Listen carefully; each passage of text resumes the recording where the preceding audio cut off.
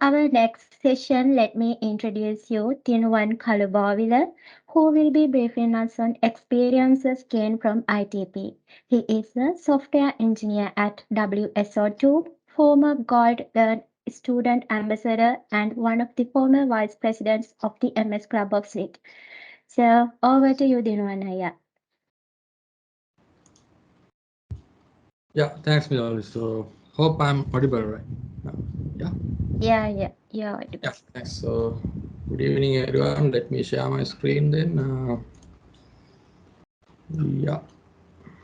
Can you confirm whether my screen is visible or not?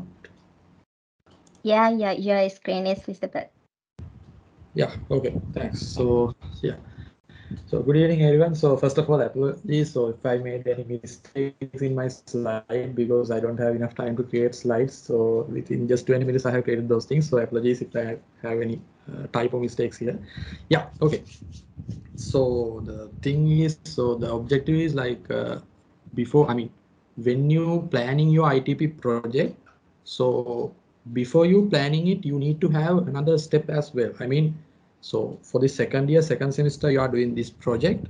At the end of second year, second semester, with this project, there are some advantages to your career. Then you need to think about that as well. So that those advantages might be depend the way that you are going to do this ITP project, because this is one of the project in your undergraduate career. So this is one of the most important project for me, I would say for 4 years undergraduate life at SLIIT, number one is research project, then the second one is ITP project, because most of you will be seeking for an internship after completing your second year, second semester at SLIIT. Some of you may doing your internship as of now also, but most of you are going to do an internship after second year, second semester. So so having a proper project, before going into internship, having a proper IT project is a must requirement. So in this session, I'm going to give a brief. Not within just 20 minutes, 30 minutes, I couldn't dive into you. In complete end-to-end scenario, but I will just brief whatever the best practices you need to follow, and how you have to think beyond the ITP projects as well as your next semesters and your career. So as I said before, when you doing your ITP project, you need to have a proper plan to your next career as well. So yeah, so when you starting your project, so there is a knowledge gap, right? So in your first year, second semester, you may learn, I think in IWT project regarding PHP and HTML stuff, you have learned those things. Then in OOP project, you have to do something related to Java servers. So those are the strong knowledge you are having right now. So when moving on to ITP, so I really encourage you to use different kind of technology rather than this Java, JSP servlets and PHP.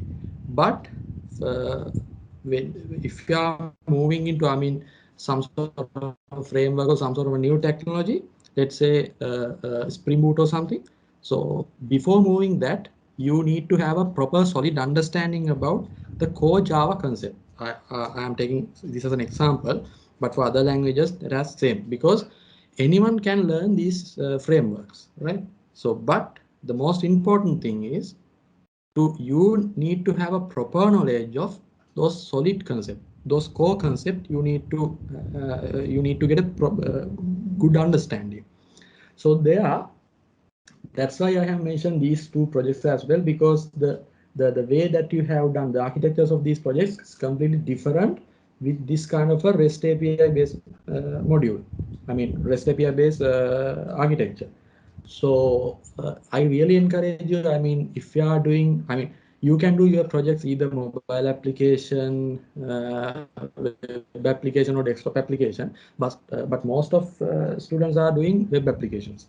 So at there, you can choose some sort of a REST API architecture like client and server. I don't know whether how many of you familiar with this REST API.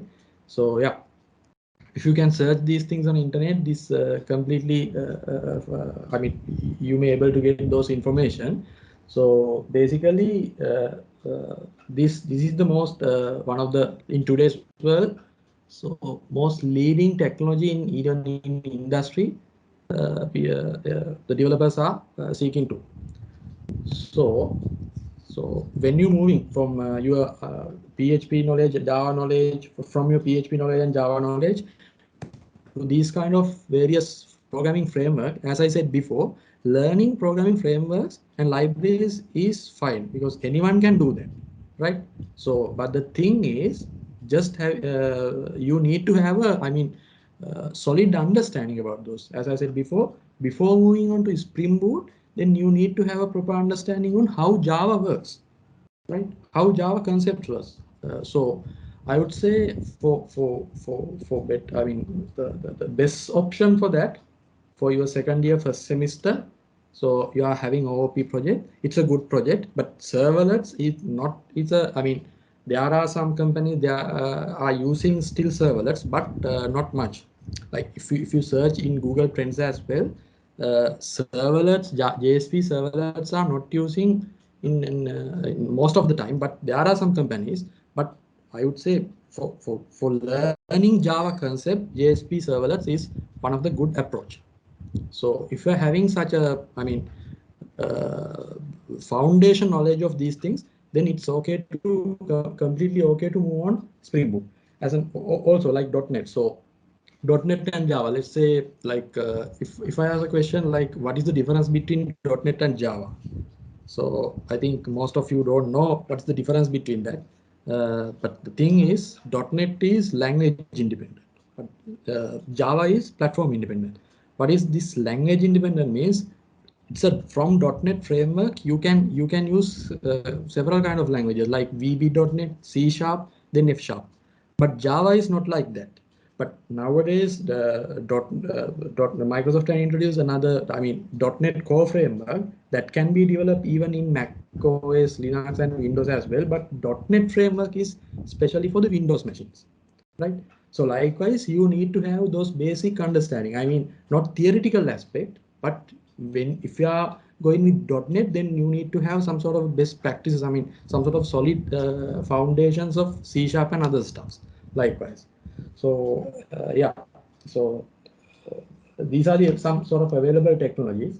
So let's say if you are working with a client server model, I mean API based architecture, then you can choose front end frameworks you want, like React, Angular, Vue.js, Blazor, likewise.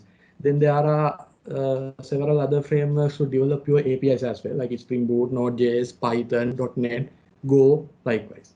So the thing is front end and back end is completely loosely coupled, right? So you don't need to worry about these I mean the coupling between those front end and back end because these things are connected via an API. So I think these things you may learn later in upcoming sessions. So I'm not going to discuss much more about that. But if you are if you are willing to develop a mobile application, you can go with Flutter and React Native as well. But I highly recommend you, since you are having MAD module. Some of you may thinking like we are having MAD module in this semester and OP ITP module as well. Then we can merge these one project into both modules. So don't do that.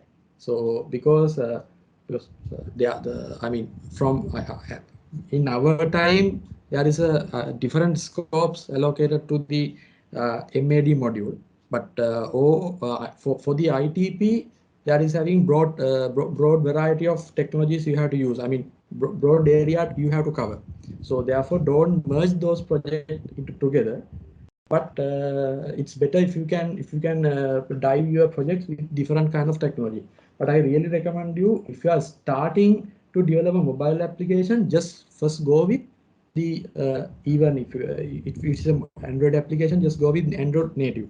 If it is an iOS application, please go with Swift or something, right? But Flutter and React Native, it's a cross platforms. Like you need to develop only one particular application that can be run even in mobile, even in Android mobile, and as well as the iOS mobile also. So there are some certain differences, but I really recommend you, if you are new to these mobile application development, just go through it, just stick into the native development first, right? Either Android native or Swift likewise. So if you are moving on to the desktop applications, Electron framework is there. So like these are some sort of a trending frameworks in even in industry as well. But Electron is not much using, since most of the customers, most of the companies are not focusing on developing the desktop applications. So yeah. So like as I said before, don't depend on a framework only, right? Because you need to have solid understanding before moving on to the those frameworks. Don't stick with frameworks, but with the frameworks, I mean in modern industry, in the interviews, they are going to check your framework knowledge, your coding knowledge, as your logical thinking. So in order to improve your logical thinking, they are having several platforms like HackerRanks and Algo Expert. Likewise, you can improve your logical thinking as well. Because I know personally, most of some of coding interviews, they are having like in WSO2 also. So they are basically testing your problem solving skills as well as coding as well. So the some of companies are during the interview, they will ask you to share your screen and solve a problem. Likewise, you need to have that problem solving skill as well, right?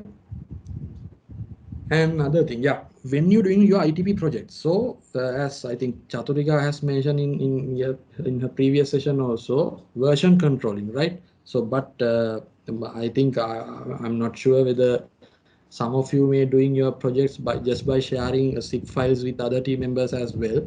But if you are doing right, so right now don't do it even into ITP project as well.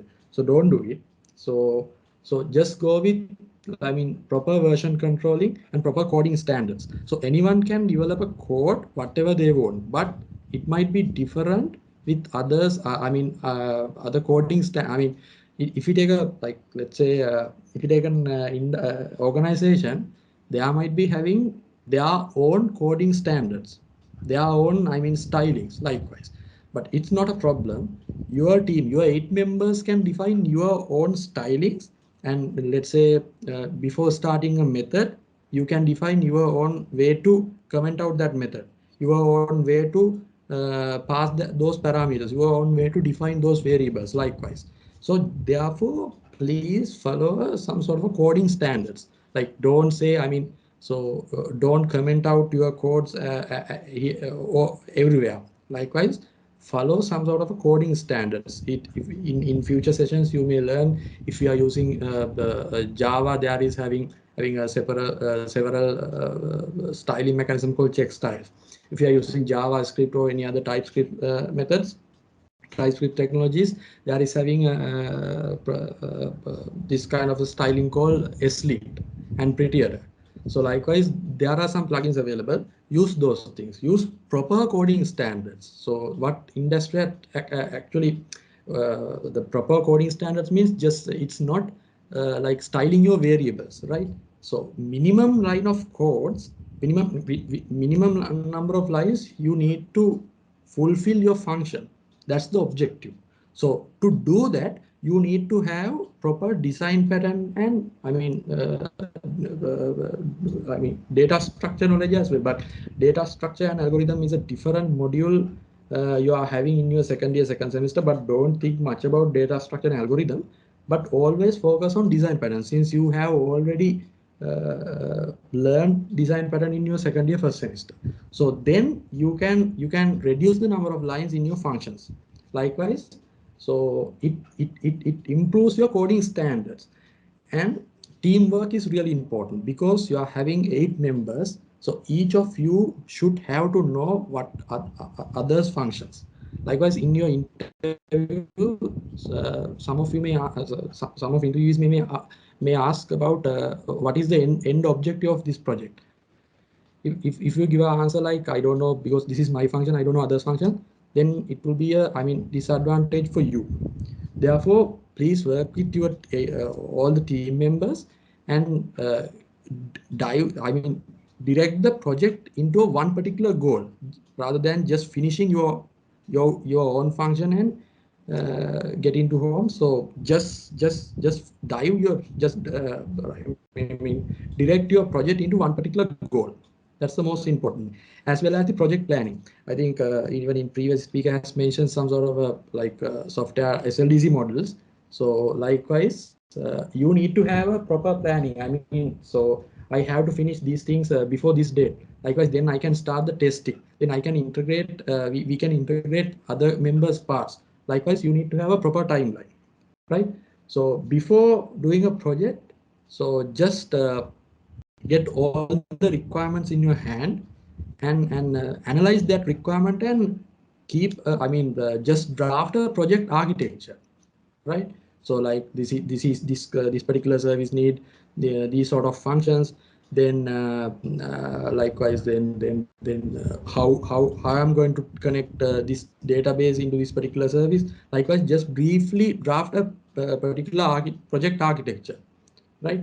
So likewise, you can do these stuff. So, but data structure and algorithm, so it's kind of a different module. But when you're moving on to your third year, just keep in your mind how to include these data structures and algorithms, because algorithms is really important when you're doing calculations, right? When you're doing calculation based methods, calculation based functions, this is really important. Then keep it in your mind.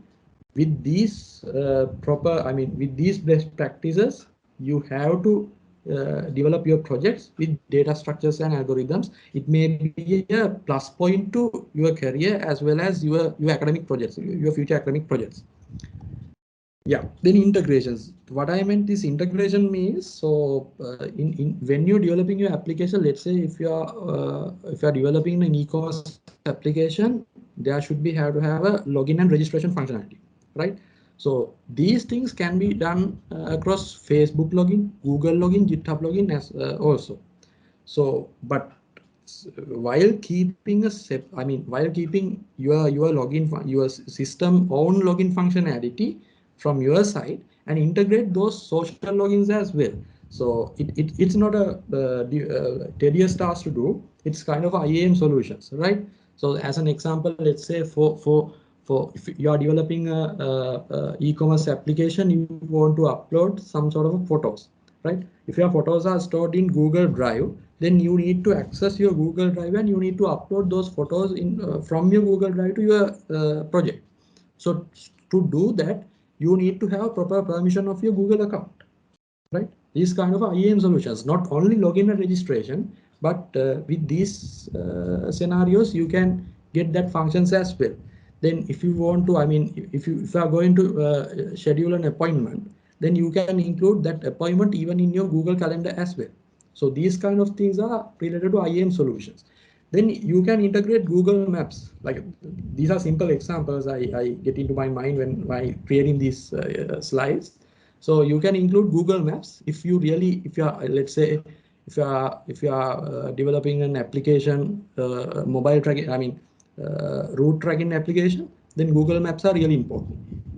Then cloud cognitive services, like Chaturika has mentioned before, like NLP based algorithms. Likewise, you don't need to think about this training NLP algorithms, because from the cloud side, everything has done, right? You need to worry about getting the API, handling the API response, whatever provided by the cloud vendor, right? As an example, let's say, so if you want to, let's say a simple example, face detection, right? So once you upload a photo into a certain cloud cognitive service, it will detect how many human faces are there, and it will return a JSON output.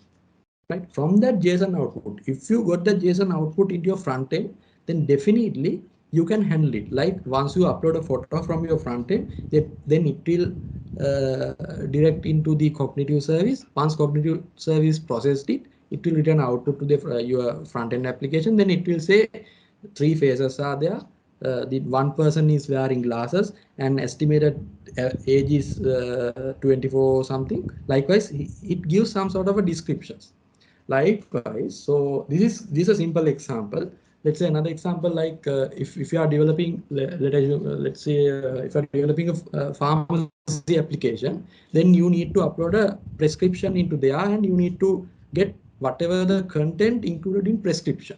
So you can use like form recognition APIs, like in Azure, yeah, it's form recognizer or something, as I remember, but I'm not sure with AWS and Google. I'm not familiar with those technologies, but for Azure, there is having form recognizer or something.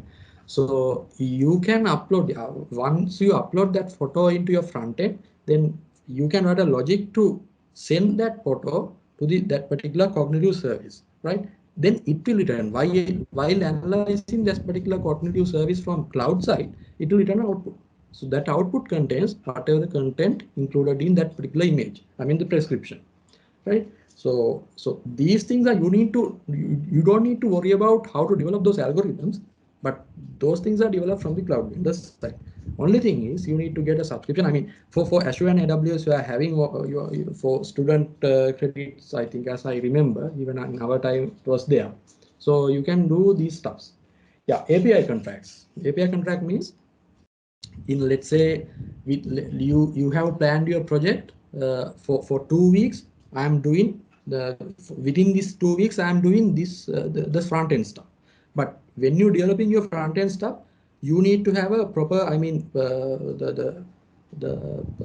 I mean, your backend services should should generate a particular JSON response, right? I'm not sure whether you are aware of this JSON and other stuffs, but don't worry, because in meantime you will learn these things during these sessions. But that the contract means, if I mean, let's say it's kind of a I mean document or something, agreement. Then if that agreement, the agreement is basically signing between two parties, let's say you and me, right? If I am having I am having the agreement, both parties were agreed, then I can continue the stuff whatever I want, right? According to that particular agreement. From your side also, you are having that agreement. Then from your side, you can continue your work as you want, but according to that agreement. Likewise, this API contract is also the same. I mean, you may confuse about what I am talking right now, this about this API contract and JSON response. Don't worry. In the meantime, you will learn these things. Yeah. And deployment, because I think you may ask to use CRUD functions and some testings, but having, because just keep your project beyond those expectations is really it's a good plus point to you when you're doing your, I mean, the reason, that's what the reason, even in this the objective of this ITP guide as well, even in our time also, that's what the expectation. Because when we are doing ITP module, we don't have such ITP guide or such sort of sessions, because as I remember, yeah, I did my ITP in 2019, and immediately for the 2020 batch, we have conducted the ITP guide for the first time, right? So that's what the objective of this ITP guide as well, like the taking industry experience and industry standards into your ITP projects. So, but deployment, I'm not sure whether according to your marking scheme, deployment is a must. Deploying new application into cloud is a must requirement. But if you deployed it into either the cloud vendor, whether Azure, AWS, Google, then it would be added advantage, because since you are having enough credits, in free credits in Azure and AWS, and also Hero, CUDA, Universal, Firebase, they are having free tiers, so you can do that as well. But if you're learning, when you're doing these projects in ITP, focusing on this ITP development, so if you want to learn these cloud stuff like Azure, Google, AWS, so first of all, just focus on one cloud vendor and learn the basic things, and don't focus all the things at very first time. So if you're fascinated about AWS or Azure, then focus on Azure or AWS likewise. And yeah, project reference, one of the most important thing.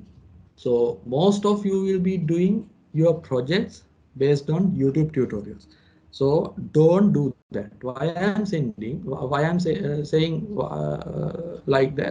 that point, because in your batch there are some people in your batch also, they will be doing those YouTube tutorials, but based on their heavy workload they may not have enough time to continue those things, right? So then meantime you will, I mean, when the playlist gets stuck, then your project is completely stuck, right? So you can watch these YouTube tutorials and others stuffs, but don't depend on those tutorials.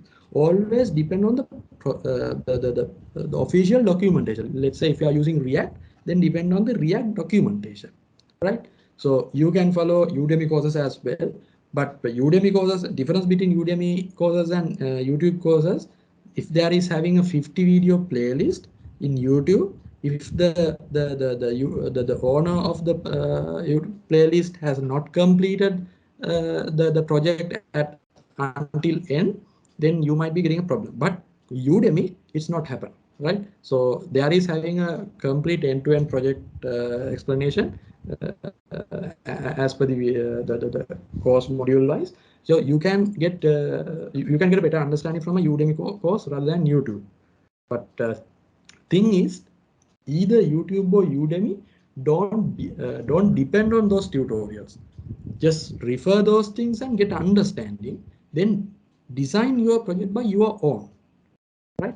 So don't pull source code from GitHub as well, because there are some available source code in GitHub, because your seniors, your friends has done in previous times ITP projects. Those projects will be available in GitHub. So don't push those source codes and show into your lectures. So it doesn't make any sense to your career as well. I think I don't. Yeah, that's all. That's the slides I'm having right now. Yeah, basically, yeah. So in when you completing your project, you are moving into industry, either internship or any other profession. But the thing is, like, after 4 years, definitely you are moving into industry as a professional employee. Then this is the time to get a proper industry experience, proper client-based requirements. Like if you're having a client here, then definitely you from your 8-member team, there should be a business analysis to contract your client as well, because client requirement and I mean the developer wise requirement is two different kind of aspect, right? If the client don't have proper knowledge of technology or something, then the client will be telling his own requirement in plain manner. But the developer's responsibility is convert those requirement into developers aspect and inform to your other team members. Likewise, BA is to do so. But here, even in as per your scopes, your marking schemes, there is not even though there is a project role called BA, that BA should have to develop same functions.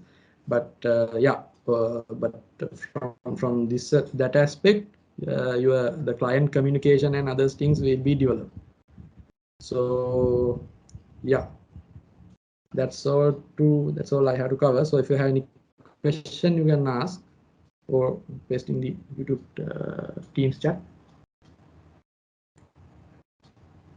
I think my time is almost over now. Yeah.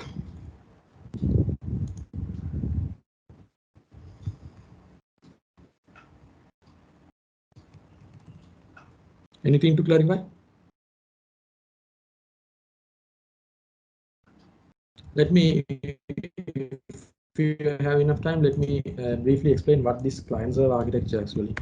I mean, not client server, the REST API. It's actually client server. What is called this REST API and backend and frontend.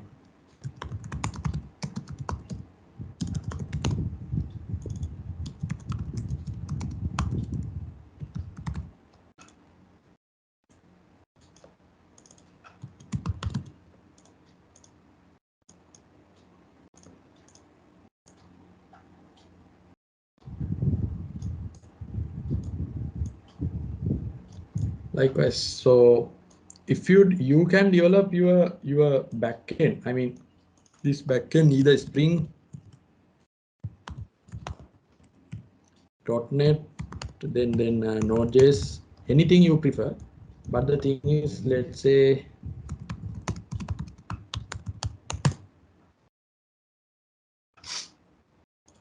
let me take an example from here, like JSON output. Yeah, sample JSON output. It's like this. Despite of the language, despite of the technology, I mean programming framework you are using, let's say either Node.js from or Spring Boot or .NET, you can develop a such sort of a contract, right? This is the contract you have to have when you're developing your front end as well as back end. So the thing is, please you make sure to design this contract first, right? Before moving into development of front end and back end, design this contract. Then you can start the development from either from parallelly in front end and back end.